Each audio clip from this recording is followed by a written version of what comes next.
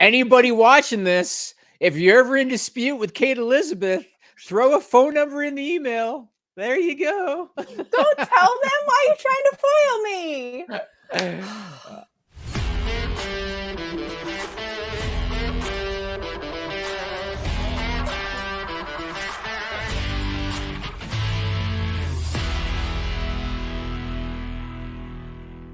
It's August 23, 2022. My name is Jimmy Van, and it's time to know your news tonight. My guest, friend of the show, she likes talking to Big E about unseasoned ground turkey. And if you piss her off, she might send you a meme of B. Arthur from the Golden Girls. She is the co-host of Get the Flick Out of Here at Know Your News. Her name is Kate Elizabeth. How are you, Kate? I'm doing well. Everything you said is true. I am a True? B. Arthur stan. It's Are you? and Biggie and I had a nice exchange about unseasoned ground beef. Well, half nice. I'm concerned about how much he loves himself if he's out there eating unseasoned ground turkey. But I just was hoping he was having a good day and had a delicious meal planned, and he responded with saying that it was unseasoned turkey, and that led to some chaos. If you were a fan of the Golden Girls, did you know that Justin Roberts, the AEW ring announcer, is like a massive fan of the Golden Girls from childhood? I think I did know that. Yeah. Yeah. I remember seeing a logo that he got done for a T-shirt, and the logo, I think it was a takeoff from the National Lampoon's thing when like the girls are wrapped around Chevy Chase's leg, but instead it was the Golden Girls wrapped around Justin Roberts' leg. That was the logo that he did. That's pretty clever. And I think I got hooked on it because my sister was watching it through a breakup, and I was like, hey, this is actually pretty good. I kind of like this show. So fascinating. So she was going right from a like young person breakup right to retirement. She's like looking straight ahead, I guess. I think it was just like, let me just space out into the future, I guess. Long into the future. Into the future. Well, here is what's going to happen. We're going to talk to KYN 7 of the top news stories of the week that are stupid, funny, and weird. I'm going to get your reactions. I'm going to ask you questions along the way. And I say this every week, Kate, these things never cease to amaze me. You know what I mean? There's just always good new ones every single week. These are completely real. I vet all of them. And this first one was perfect for you because it was reminiscent of the story that we did the last time out. So let's start with story number 7, reported by the Daily Mail. So there was an 18-year-old man named Joshua Dobson out of Manchester, England, and he was trying to evade police after stealing a car. Police caught up to him, and so they went to the address, I should say, the police did. They went to the address that they believed that he was at, and he decided he was going to try to hide. Police are coming. I'm going to try to hide. Kate, what did he do? Oh, he hid in like an old-fashioned 90s sitcom way, just behind the door where the cops were going to come in. He ripped open the butt of a 5-foot teddy bear and stuffed himself inside of it. We have a pic of it, Joel. Put that up. There he was right there. He stuffed himself in the asshole of a 5-foot teddy bear. Police noticed that the teddy bear was breathing. So they caught the teddy bear breathing, and so they were able to apprehend Mr. Dobson. He was sentenced for theft of a motor vehicle, and he's going to spend 9 months in jail. It's like the movie Ted come to life, like A for effort, don't you think, Kate? I do. That's actually not the worst one. If he was in teddy bear and the teddy bear was like in the closet or something, he probably would have gotten away with it. I feel like it was if he had left stuffing behind or something, that would have been probably the indicator. And yeah, breathing teddy bear is going to be noticeable. But I'm just also intrigued about what he was doing with a 5-foot teddy bear. Like, did he win it at a carnival between stealing cars? Like, where did this 5-foot teddy bear come from? I don't know if he actually lived at that address or not. I'm not sure. That would make sense. Yeah, it's possible that it was somebody else's. Can you imagine if, like you said, let's say that a little girl has that teddy bear, and let's say that her dad won it for her at the fair, and now they come back home, the ass is ripped out of the teddy bear, and she finds out that some dude was hiding inside the teddy bear. Yeah. It's kind of an interesting story. Your sweet souvenir is now part of a crime scene, honey. Sorry. Well, every topic that I do, I want to ask a question somehow related. And so here's my question for you about this one. Have you ever had to squeeze yourself into a tight space? I was gonna say that follow-up could have gone a lot of places. Have I ever had to squeeze Yes. myself into a tight space? I don't think definitely not to evade a situation. I think just Well, in childhood manhunt games or whatever. I think nothing too severe that I can remember. Yeah, I definitely wasn't referring to the SWAT team. Yeah, no, never evaded a SWAT team. I have lived a pretty mundane life for something like that to happen. But I think just in like hide and seek when I was a little kid or whatever, like those games, but and just trying to if something falls underneath the fridge or anything like that, but that's not like a whole body thing. But well, what always seems to get me is, let's say there's like one outlet and it's like in a corner and you need to get to it. Or let's say that there's a light switch or maybe like an outdoor water tap or something. And it's like tucked away in a nook.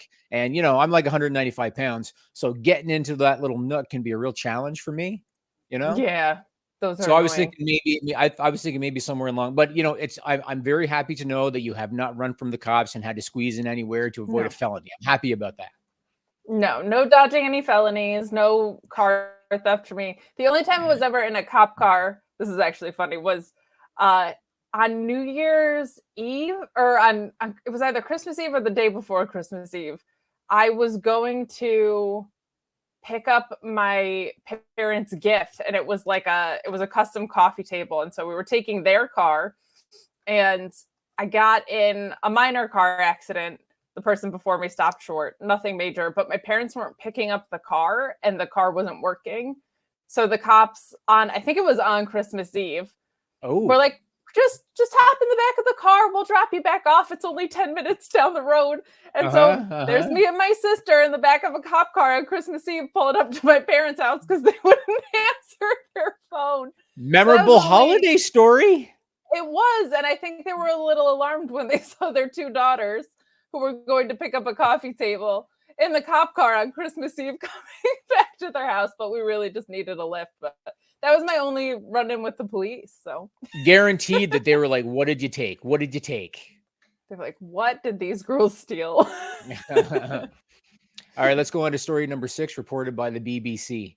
This is interesting. So back in 1999, there was a lawyer from India, and I hope I pronounce his name right, Tungnath Chaturvedi, and he was overcharged for 2 tickets that he bought for the train station. He was overcharged a whopping 20 rupees, which is about 25 US cents. He decided to file a lawsuit against the railway, as well as the booking clerk in civil court in his part of India. You get that? So the dude in 1999, he's overcharged by 25 US cents at the railway station, decides, I'm going to file a lawsuit. Kate Elizabeth, what happened after that? So this happened in 1999. Yep. It's back in the news today. I think he got his 25 rupees back today, and adjusted for inflation, he now has made like a full-on American dollar. You are pretty much spot on. So he spent 22 years. He attended more than 100 hearings. And in the end, the judge ordered the railway to repay him the 20 rupees. We've got some video footage of this guy. This is from Z Media Group on YouTube. This is from the story. There's the dude right there. So he's 66 now. He was 44 at the time. The railway has to pay the 20 rupees plus 12% interest per year. I think that works out to about 3 US cents a year times 22 years. That's about 66 cents. They also had to pay a fine of 15,000 rupees, which is like 188 US dollars. So it works out, if I did my math right, $188.91 for 22 years, 100 plus hearings. And when the guy was asked about this, he said, it's not the money that matters. This was always about a fight for justice and a fight against corruption. So it was worth it. Was it worth it, Kate? Was it worth it? I think it would have been worth it if the overcharging was something that was consistent and happening to a lot of people. I feel like that would have been worth it, but it being a single instance, probably not. Like if there was a class action situation around it, I think that probably would have made a lot more sense, but it sounds like it was just an isolated thing. But I guess that's up to him to decide if that justice mattered to him so much. To me, No, it does not. But that is the first story in all 9 that we've done, I think, that I actually got the outcome right. So Yes, you I'm did. cheering Yes, for you did. myself. Yep. Pat yourself on the back. Barry Horowitz, pat yourself on the back. How much time do people have in their lives? I could never possibly do this. I wouldn't do it for like 100 grand, let alone 25 US cents. I don't know. I just don't No. understand. But here's my question for you. Have you ever fought for something regardless of time or cost, strictly out of principle? Ooh. Yes, it was probably as menial.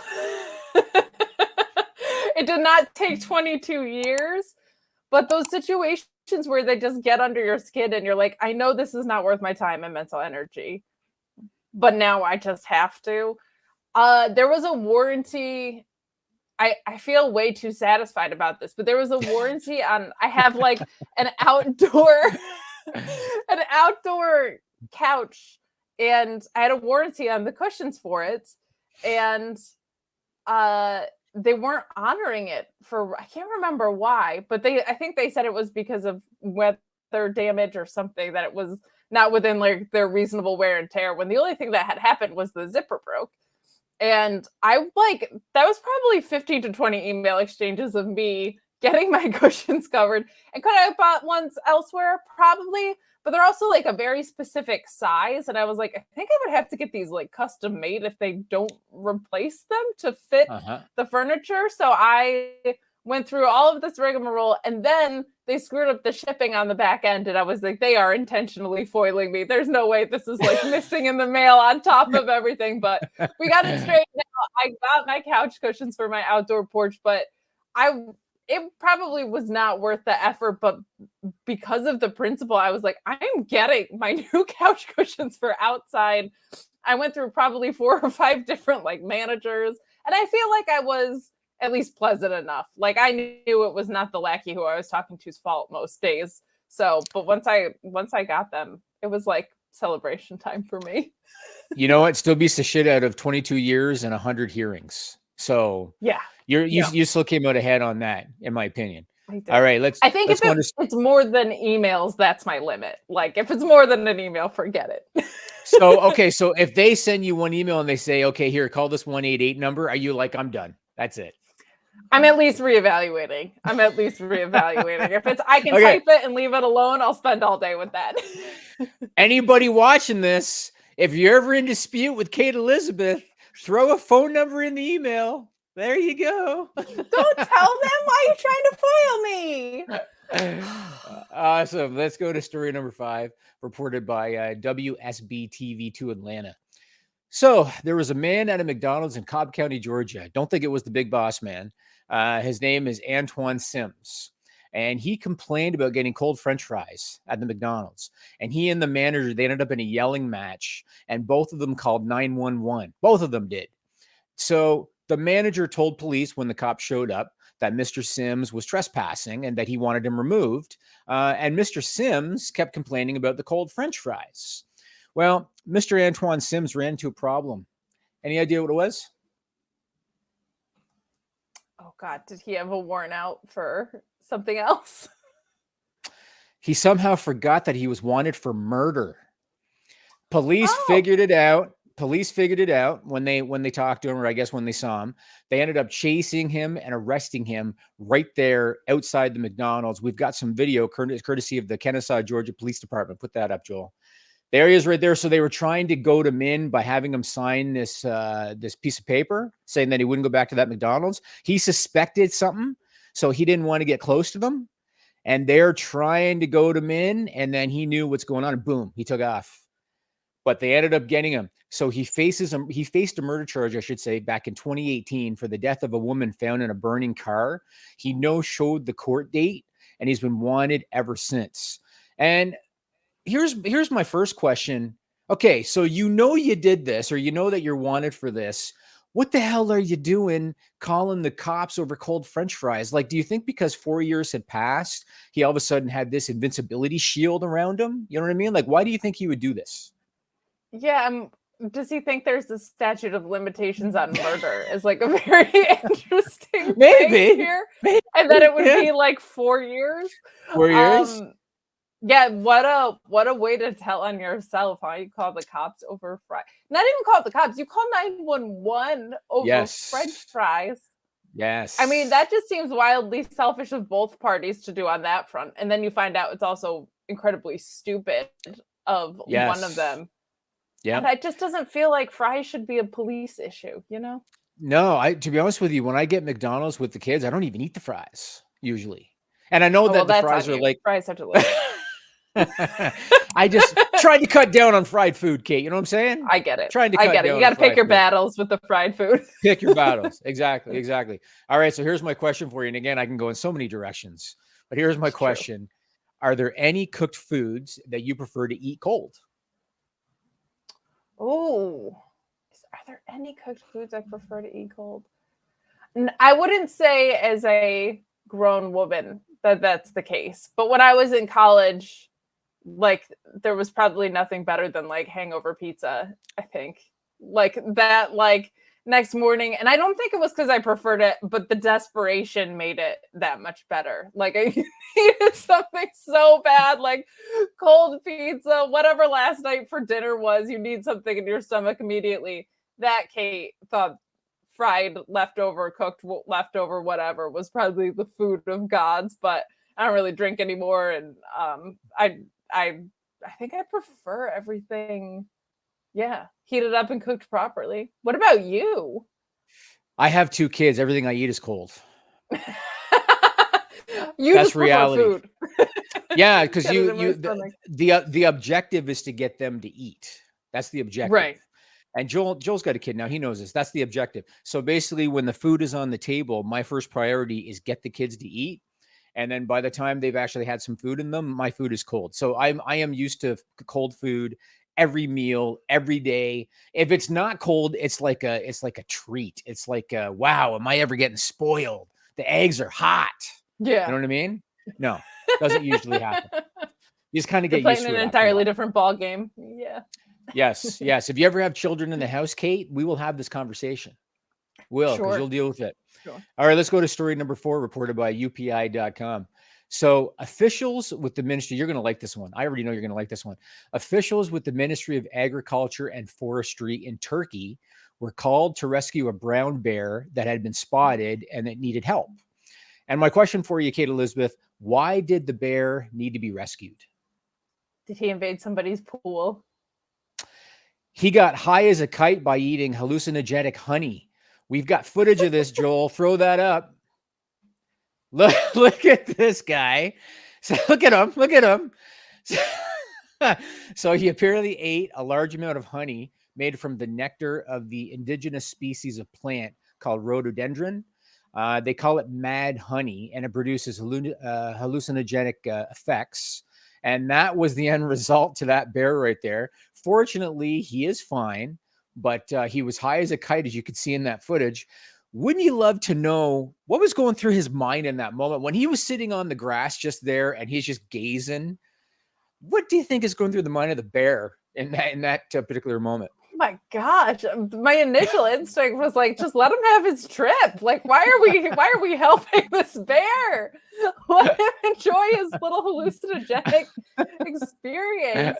I would like to think he's having the same like crisis of conscience that people with like it's a really intense trip. He's questioning his whole life. He doesn't know what he's doing. He thinks of all the prey that he's eaten before. Like I want it to be exactly like you would see in a movie, just like all of these thoughts rushing back at this poor bear. But he didn't look like he was thinking about anything, man. That guy looked cooked. He was done. I wonder if he was like you were talking earlier. I wonder if he was like, I need some cold pizza, damn it. I need some hangover pizza, as you called it. I don't know. Well, here's my question for you related to this one. Have you ever gotten high or drunk inadvertently? No, I've actually never gotten high in my life. And I don't think I've never, I kind of can't accidentally like sneakily get drunk. So even when I was drinking, I think it was always you don't know, maybe if you're in a social setting and maybe if like, you have a drink and then maybe because you lose track sometimes and then you have second, third, fourth. And then when you have to get up to go to the bathroom, that's when you're like, whoa, You know? Yeah, I don't think that happens. I don't think I've ever caught myself off guard with it. The only time that I've been like sensationalistically kind of caught off guard in that way was I definitely after my wisdom teeth got pulled was like a little bit of a space cadet. I was prepared for it, but I had never, as someone who's never done a drug in their life, was like, did not, wow, that was special. That was like a very different experience for me. Does footage exist of this? It's not. I had them before, like, gosh, I feel like I'm aging myself, but that was I don't know if it was pre-cell phone, but it was definitely pre any sort of quality cellular device. But I think I also was just like high as a kite and then just went to bed. I don't think I did anything fun. Otherwise, my parents would tell me about it. So it was like the days of the razor kind of thing. Yeah, I think it was like a flip phone of life. Yeah. I'm with you. All right, let's go on to story number 3. This one I think you're going to find interesting too, although you might like it. I don't know. So on previous episodes of this podcast, we've talked about high-end fashion brands that create really stupid products at ridiculous prices. So Gucci, for example, they made a shit bag holder. You know, they made like a little purse just to put your dog shit in if you're walking your dog. Balenciaga, they made a trash bag for like $1,800 US. Looks just like a garbage bag. This time around, Louis Vuitton enters the conversation. They have introduced a men's bag with a price tag of about $2,800 US. My question for you, Kate, what's so unique about this bag? Oh, it's a men's bag. It's $2,800.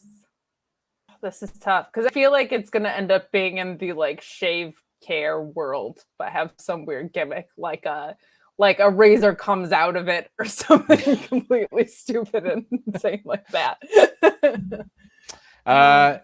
It looks like a can of paint. Joel, put up some pictures. Look at that thing. So they styled it like a real paint can down to the metal handle, decorated with references to Louis Vuitton's heritage. They claim that it's roomy enough to hold 2 phones and other personal items. They say that it's made of canvas and cowhide leather. Look at that ridiculous thing. Why in the holy hell would you want to spend $2,800 on a paint can purse? Like, can you explain to me the mindset of somebody that would see that and decide, I have to have that? Because I'm completely not the market. Like, I'm just not. So why would anybody want that? No, I can't. So aside from the fact that Louis Vuitton doesn't make paint, so like, why am I, if it was a Benjamin Moore one, maybe I could get behind it. And I also just appreciated that the back of it just said orange. Like color swatch orange. I'm like, they at least have creative names in the paint world. So just the fiction behind the actual paint can that you're modeling. The color code like autumn sunrise or something. You know what I'm saying? I have a hard time, even for functional stuff that's higher end. I have a hard time being like, there's people that are starving in the world. Like, I cannot imagine spending X dollars on a shirt or whatever. Right. Right. But when it comes to stuff, and you know what? God bless them. The shit bag in your purse thing, at least they were trying to solve a problem. This is just stupid. Like, at least somebody was trying to, in a terrible, poor execution way, I feel like. But they were at least like, you know what?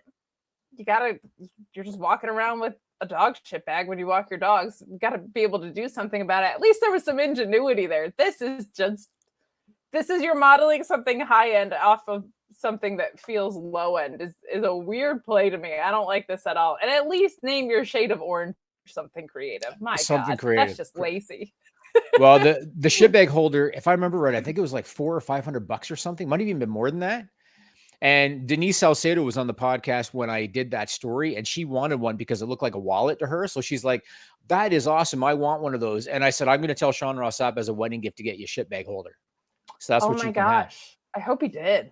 I don't know if he did or not, but why? Like, even if you are the biggest Louis Vuitton fan, okay, even if you are Rey Mysterio, would you want to carry around a paint can as a bag? I just don't understand it. It doesn't make any sense to me. functional. Like, No. the cylinder shape makes no sense. Like, no, that is no. an L across the board in my book. Well, here is my question for you on this one. Have you ever taken on an elaborate paint project yourself, whether it be a room, maybe a piece of furniture, maybe exterior walls, anything? Nothing too elaborate, but like about a month ago, my dad and I created a palette coffee table thing, and I stained and painted that situation, and it actually turned out really well. I also helped with sanding, which made me feel like I was basically a DIY princess, that I could now do anything, but nothing elaborate. I did have, this is bad because I stuck my parents with this one, but when I was like in my teen years, my room was lime green. So when it came to them selling the house, that was an elaborate paint project that I did not participate in because I was away at college, but it took, I mean, like 3 coats of primer and then 3 coats of paint just to drown out the neon lime walls that I had. So that was pretty extensive, but I'm not very artistically creative in a visual sense at all. I can write and I can sing, but like as far as anything visual, it's stick figures or nothing. So I never got too fancy about anything like that. Don't think I didn't hear you when you just said that you can sing, and I'm already thinking about like a Fightful video down the road. So it's already entered my brain. So we'll have to see where that one goes. So the lime green on the walls, are you the one that painted that? Are you the one that put the lime green up there? Gosh, it's a long time ago. It's hard to remember. I think I probably helped. My dad was like the paint hero because when he was a kid, he lived in a 3-story house. My dad is one of 7. And there was a fire in their house that I think it cut through the entire top floor and a lot of the second floor. And so he was the second oldest in that situation. And he became really good at paint trim really, really fast. And so he was always like the hero at painting everybody's rooms. Me and my sister were like, God bless my parents, we were turning over like the aesthetic of our room, I feel like way more frequently than they should have allowed us to. Like we were always, I was lime green. My sister at one point had a whole like outdoor motif where she had blue walls with clouds on them and then astroturf as a rug. Like she was total, still kind of is like very fun little hippie. But we turned over our rooms a lot, and my dad was just like always the paint hero. But I must have contributed to lime green at least in the roll-on. You think so? Yeah. Like I think if my kid, if my kid came to me and said, you know, Daddy, can I have lime green walls? I'd say, go talk to your mom. Like just your mom can deal with it. So they better deal with it because I'm sure as hell not going to paint the walls lime green. You know what I'm saying? Yeah. No, it was, the cover-up process was brutal, and I think that was the room that I kept for the longest time, which was good because if that was the one that I changed my mind 2 years later on, I think they would have been like, you're stuck with lime green, kiddo. Oh, for sure. For sure. All right, let's go on to story number 2. This one I think might be a PR stunt, but I'm going to get your opinion on it. So there's a local newspaper out of Australia called McKay and Whitsunday Life. That's the name of this local paper. They got some attention after a full-page ad was published in the paper. And so, Kate, my question is, what was it about that ad that made it go viral? Oh, man. I feel like it's got to be A, like a sex worker thing, or B, something about an internal employee. I'm going to say, because you said you think it's a PR stunt, that it was something about like the CEO of the company or one of the writers there. It claimed to be from a woman letting the whole town know that her partner had cheated on her. We have a picture of it, Joel. Put that up. Dear Steve, I hope you're happy with her. Now the whole town will know what a filthy cheater you are, from Jenny. P.S. I bought this ad using your credit card. Now, people are suspicious that this was a PR stunt and that Steve and Jenny don't actually exist. The Facebook page for that newspaper posted this announcement after the ad went viral, which has contributed more to people thinking that it's fake. I can barely read that. But basically they said they don't know who Steve is. They said, we didn't charge the credit card. Smells fishy to me, Kate. I smell PR stunt. What's your opinion? This definitely feels like a PR stunt, but I'm so bummed because if Jenny had actually done that, that would have ruled. Good for Jenny. She used his card to do it. Like, what a perfect revenge story. But that definitely, even the name Steve and Jenny, you're like, could you get more generic on the name front? Like, you're just hoping somebody runs into a Steve or a Jenny around town to talk about this. But right. Yeah, and this is Australia. Like Steve Irwin is pretty damn famous. You know what I'm saying? Yeah, I don't know. It's true. It's true. Yeah. Okay. So my question for you related to this one, have you or anyone you know had a spouse cheat on them, resulting in a very public response?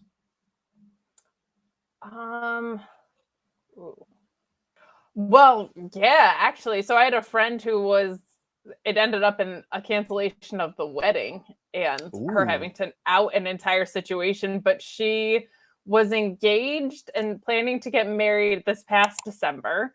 And then in October, she found out that he said he was like too tired to come over. He did not remember he left his location services on because he's an idiot. And at this point I had said, you're lucky to be marrying someone that's dumb, never mind somebody that cheated on you. But I was going to be a bridesmaid in this wedding. I was very aware of this whole situation. He went to Florida and like rebooted all of his dating apps and all of this stuff. So she canceled the wedding, of course. She found out that he had like canceled the hotel block of their hotel room and stuff too. It got like very shady. He definitely was like planning on sabotaging this in some way, it felt, but she put him on blast pretty good.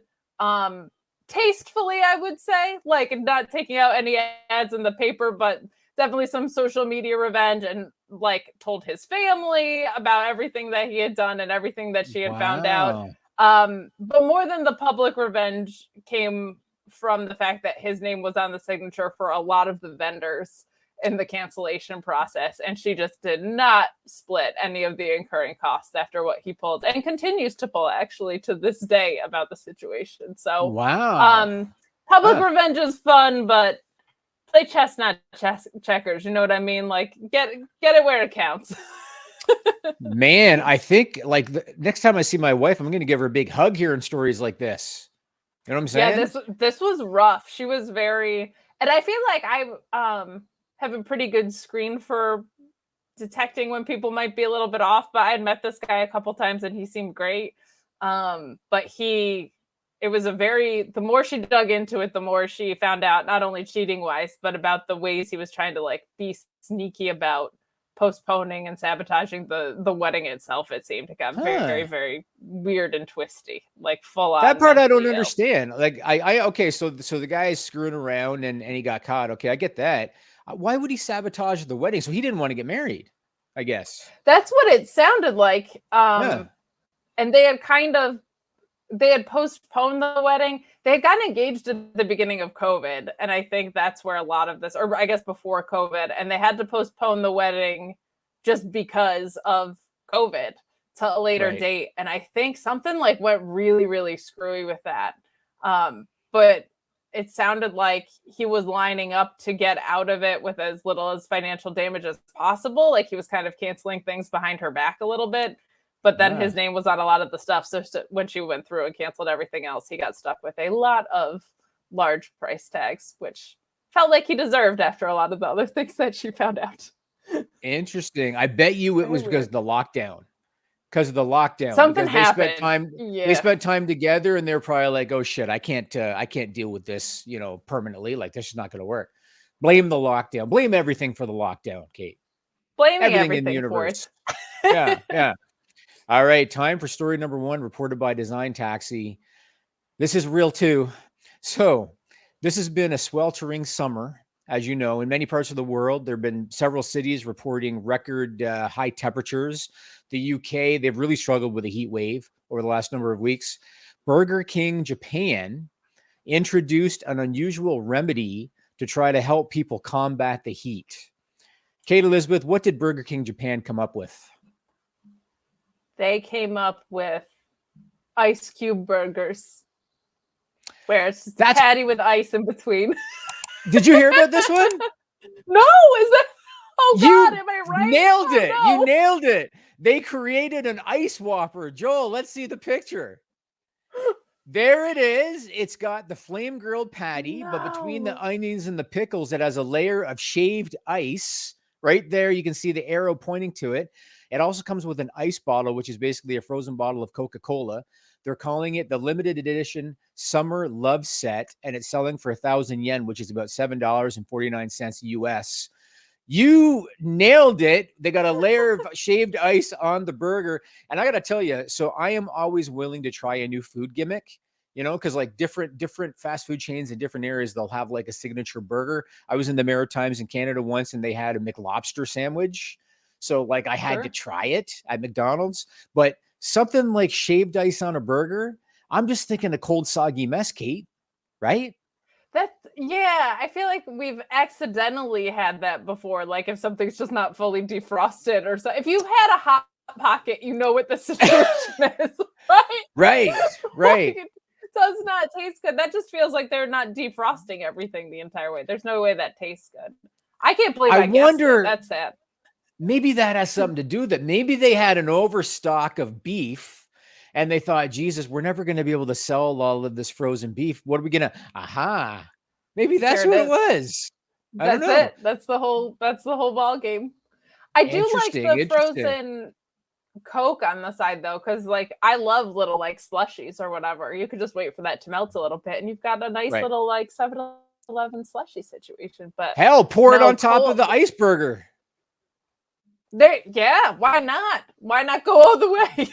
Yeah, they've already got a layer of shaved ice on the damn thing. You know what I mean? I feel like they could have just been like, here's a normal burger with some shaved ice on the side to cool you down. On the side. Right. I feel like that would have been better.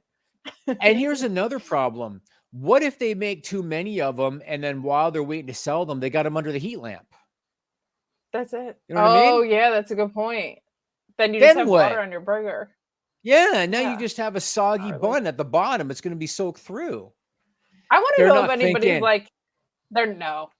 Is there extra ice? Has anybody ordered one with extra ice? Like, I have so many questions. Just go to the fountain, the soda fountain, and just scoop a cup of ice there. You know what I mean? That's it. Could have made your own ice Whopper. All right, well, here's my question related to this one. What is the weirdest condiment that you can ever recall eating on a hamburger? Oh, God. I'm so boring with food that I don't know if I have a good one. Don't say ketchup. Oh, my gosh. I just so I was an insanely picky eater when I was a kid. And it wasn't until college that I was even like expanding beyond carbs. Like I started to have like chicken and vegetables. My friends, I went to an ROH event last year and we went to a baseball game and they made fun of me for the fact that I have plain hot dogs and I had to try a hot dog with ketchup and mustard just to prove a point.